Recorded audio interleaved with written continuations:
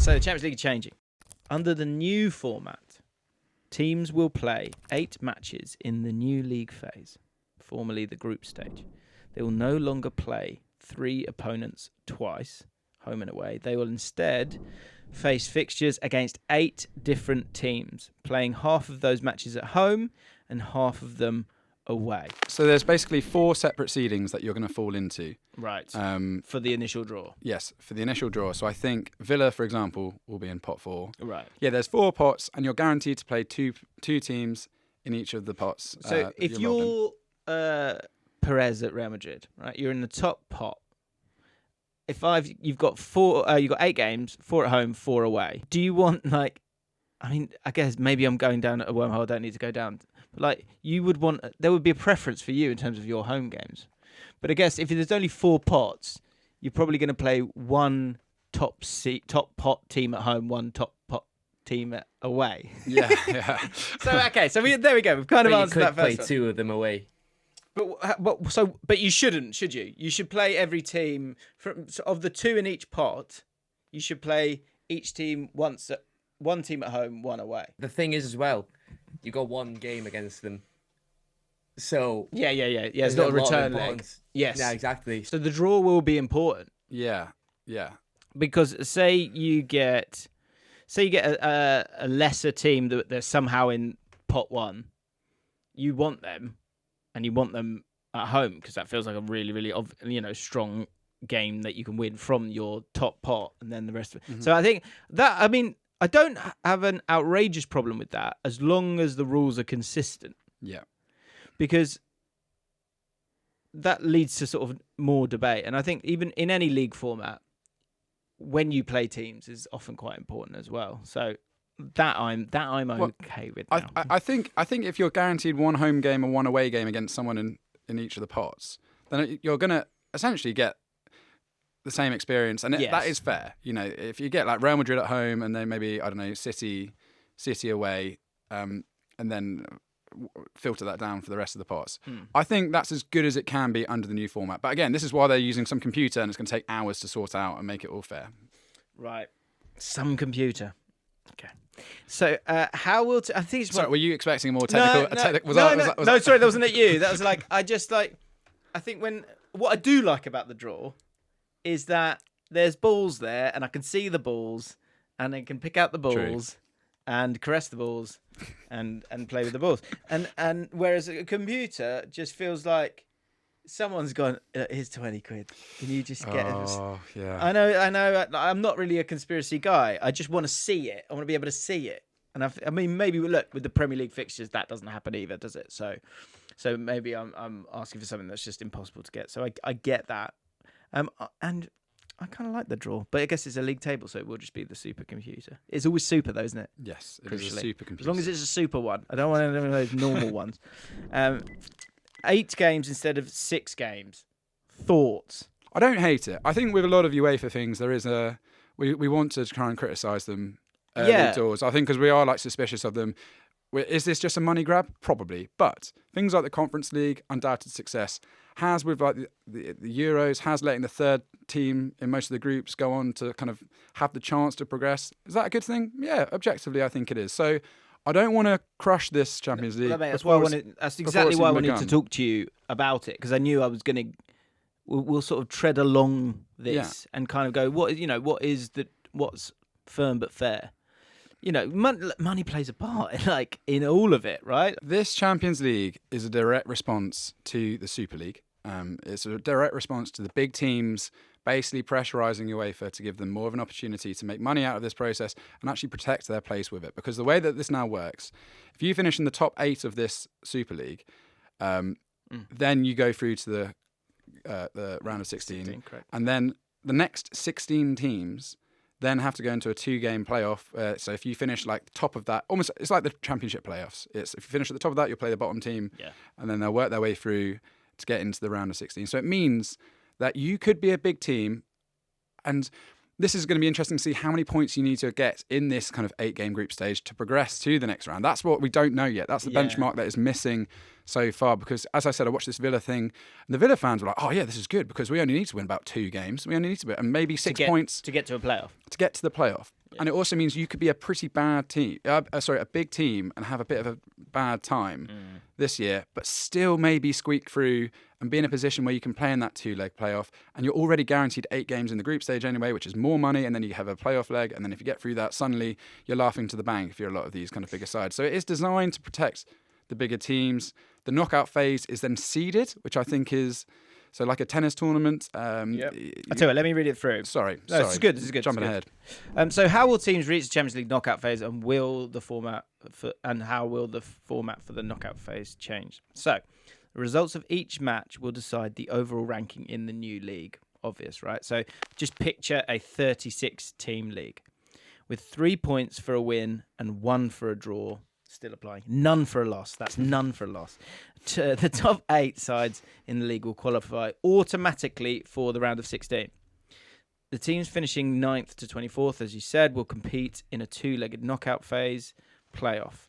Teams that finish 25th or lower will be eliminated with no access to the Europa League. In the knockout phase, the teams which finished 9th to 16th will be seeded in the knockout phase playoff draw, meaning that they will face a team 17th to 24th with, in principle, the return leg at home. Oh, Jack's here. Great, amazing. Extra guest. Here we go. Hello, mate. Hello, mate. Jack Collins is with us in the building. Double Fulham fans, obviously, to talk about the Champions League with the QPR fan. Makes complete sense, doesn't it?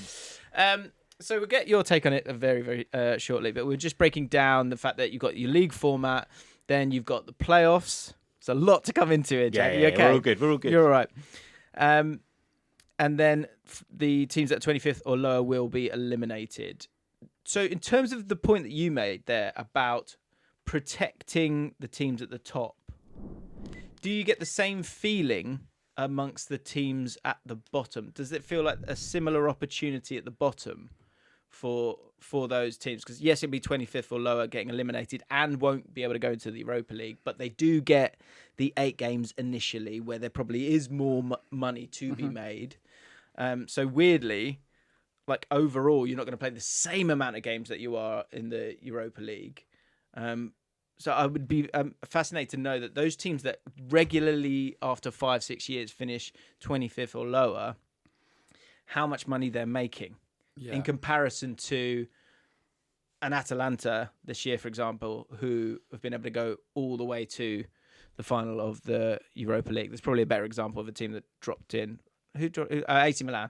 Well, I mean, they could have gone further. The difference in money between in the Champions League as it's been and the Europa League anyway is huge. Even just being in the group stages of the Champions League pockets you nearly sometimes as much as going very deep into the Europa League. So I think financially, the opportunity is there. The opportunity is there. And as I said, if you're a smaller team, you're looking at it and you've got 4 games against pot 3 and pot 4 teams, you're probably looking at those and thinking, if we can just pinch a few points here, there's a strong chance we can try and be in that playoff position to get through where, knockout football, anything can kind of happen. So I think on the whole, most smaller teams would be happy about this from a financial situation and the fact that if they just can turn up for a few games, I think there's a chance for them to stay in a knockout competition. Because it's funny, isn't it? Because the old group stage, I think people were getting bored of it. I think they felt like there was a gap, didn't it? It felt like, well, it's obviously those two and it's those two.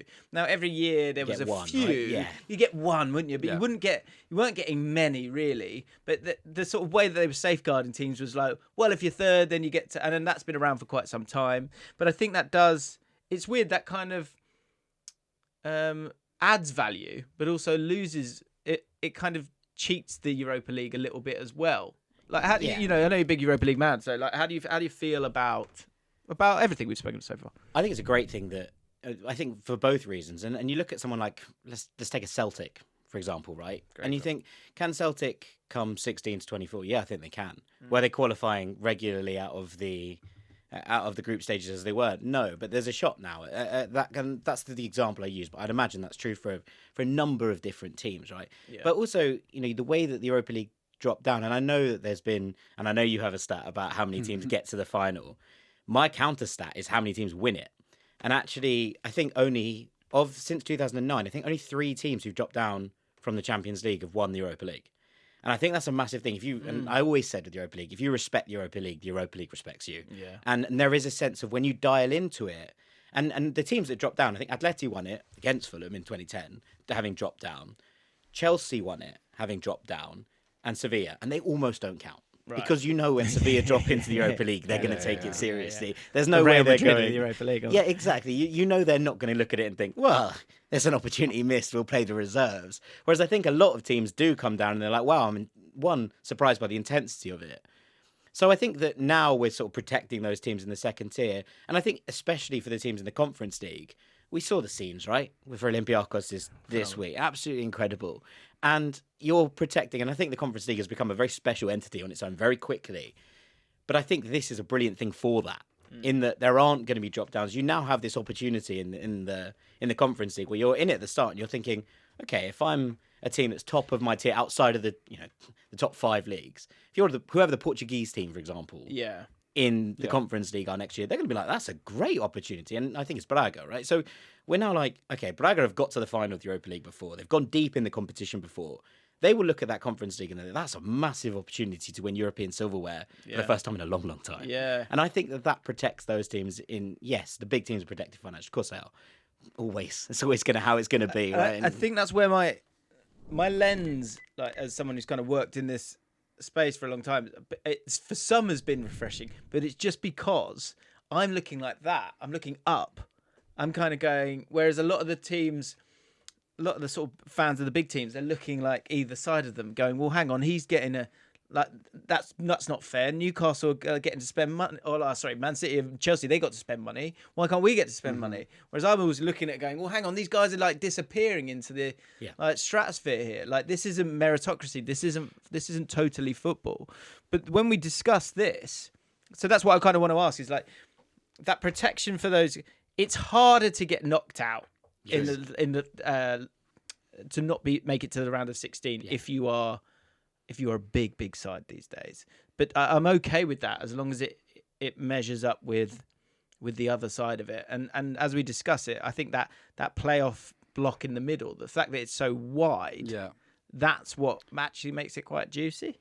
I think so. And to kind of go back to what I was saying at the start, the fact that these changes happened in a season where every Big Five league has had an outsider who's qualified for the Champions League, for me is so refreshing because this change is meant to like shore up the big teams being in the big competitions, and yet you've got someone like Girona going, "Hello, we're going to be knocking around next year." Villa as well, and these are just well-managed sides with good players who've built squads quietly, who've managed to get to the promised land of Champions League football, and they're going to reap their rewards next year with the chance to go deep into knockout. So I don't mind it that much. Do you think that changing of the guy, or the new blood?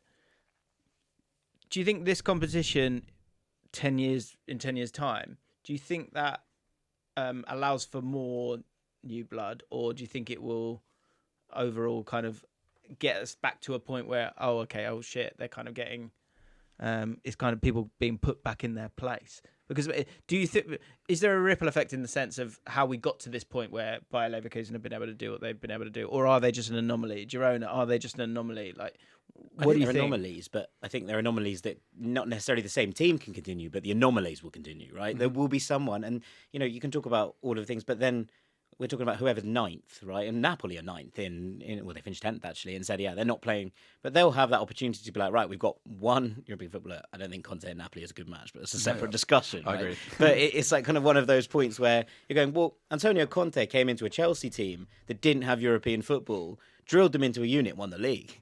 And suddenly you're like, oh, okay. And how does that change things? And whoever misses out, I always think about, we see all these changes to the League Cup and the FA Cup format and the lack of replays and all of those discussions. And managers are that's too many games. I'm like, I agree with you, but I'm yet to see a manager speak out about the fact there's now more Champions League games in the group stages. Yeah. And I think that until we're off to Melbourne to play. Yeah, until we hear the same kind of rhetoric for this competition as we hear for all of the other ones, I'm still sitting there going, I can see you, and I can see what you're not speaking out about. So I think you get to that kind of stage with it where there is these opportunities for teams who don't get into them. There are now opportunities for teams to go and win silverware and build something of maybe not a dynasty, but at least get in that mindset of winning European games. And I think, Leverkusen will be better in the Champions League next year, having had a deep run in the Europa League, because they are used to the format. They are also used to the week in, week out schedule, all of those things, and they know how to win in Europe. Yeah, okay, they didn't get over the line, but they know how to get there. And I think that as the competitions progress, seeing more teams regularly get that opportunity is probably a good thing for everybody. So the 8 clubs that prevail in the knockout phase playoffs will then progress to the round of 16, where they will each face one of the top 8 finishers who will be seeded in the round of 16. There is no country protection in any of the knockout rounds. So, for instance, teams from the Premier League could play each other. One thing that really wound me up, as a few people said this, is like, there's going to be more big games early on. I'm like, I get what you're saying, but they're all big. They're all big games. It's Champions League. Yeah. Although that said, the one thing I do wonder: will we see tanking? I think We will. I think just on the basis of what we talked about, if a smaller team can weasel their way into the knockout rounds, then I think, I'm sure there will be some big names that get caught out over a two-leg. But even for match. like, if you're, Why would you tank? I think if you're, well, I guess what we need to know is how many points do you need to get 25th? Right. Oh, do you mean in terms of the teams that are at the bottom and they're already done? They'll be like, we're just going to play. Okay, yes, potentially, yeah. I mean, if you're, you can't make it. You've won 0 of your first 4. Right, okay. And then What's a good example? So say you are Arsenal. You've got Spurs Saturday 12:30. Your game's on the Thursday. This won't happen. But your game's on the Wednesday, right? You are in the knockouts.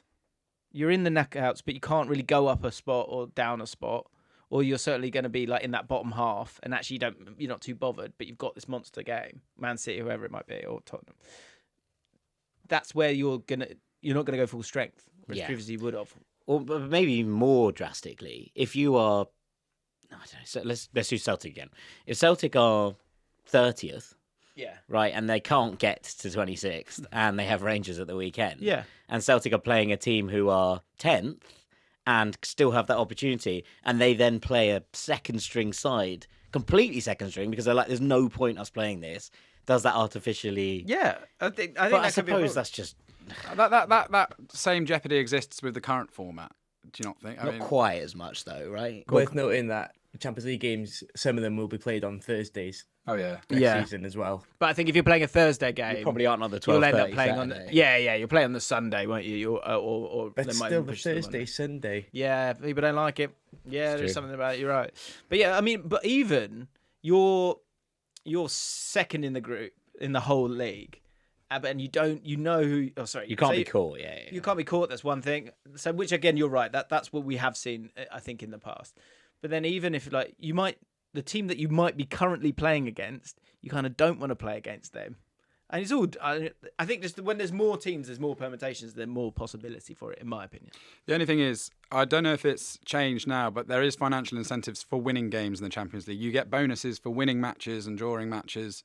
So, and it's such a big money spinner. I think owners will still be saying, look, there's more money to win in this one-off game than in across the league. So there is money to be made for just winning games, irrelevant of the importance of them. Yeah, I think we will see, won't we? Like, I think that's why we wanted to talk about it now, because I think there's so much out there that you need to kind of see it to see how it truly works. Unlike in previous seasons, there is no drop down of teams from the Champions League to the Europa League after the league phase. Once eliminated, your European season is over. There will only be one knockout round draw for the round of 16 onwards, with teams seeded. What that means is it's really important where you finish in the table. The higher you are, the more favourable knockout route you will have, on paper at least. But game's not played on paper, is it? How do you feel about that? I am not a huge fan of the seeded system. I do love the fact that in the Champions League you have Real Madrid, Man City early on. I mean, obviously it depends on where you finish in the table, but I quite like the random nature of the draw going on. That's With true, it gives Dortmund. I'm not saying they didn't have a tough run, they did, but it does give certain teams a pathway through where you're suddenly thinking, hold on a second, they really could get there. I think the fact that it's so organised and almost mechanical at this point, I think loses a little bit of an edge for me personally. A little bit of jeopardy out of the way, right? And also, people will say, yeah, but we might have had Real Madrid, Man City as the final this year. I'm like, all right, but we got that over 2 legs. Give and a it was Jack. yeah, I know. Now, people like this imaginary person who's just said that to you really pissed me off. But also, I loved it over 2 legs. Like, it was Right. brilliant over 2 legs because you got to see the best of it over 180 minutes, and it allowed it to be more. But why is than that just game any better than any other No, game? it's not. It's nonsense. But I did quite like the fact that sometimes you get the big guns against each other early on. You're like, oh, that's actually more of a kind of intricate, thought through. But we wouldn't have had Dortmund in this final, would we? And No. Dortmund, we've spoken about it already. We feel like Dortmund should have won that game. Yeah, agreed. So it's, I think, too much. There can be too much tampering. I think the seed. That's the problem, I guess, when you got that league table format. Is again when we're talking about the tanking. If it doesn't mean anything, the top 8, then teams will start pissing about. So you have to have something like this, right? To caveat it. But... but I don't think it's. I think it makes it easier for those top teams. Again, this is where the motives of why have UEFA done this come in, and this is where you can see talking to the top 5 leagues. They want that tennis style where you have Djokovic and Nadal in the final against each other. That is the idea behind this. They're thinking, well, if Man City are number 1 and Real Madrid are number 2, we'll stick them at the opposite ends of the table, and in theory they should meet in the final, and that's win-win for UEFA, win-win for the big teams. Everyone's happy at the very top end. So that is essentially why it's been done, and I'm not too happy about it. Yeah, I'm not either. I think you pray that football has low scoring, high variable, so that will make that a lot harder than people think. But I think you're right. I think it will. It kind of tweaks the history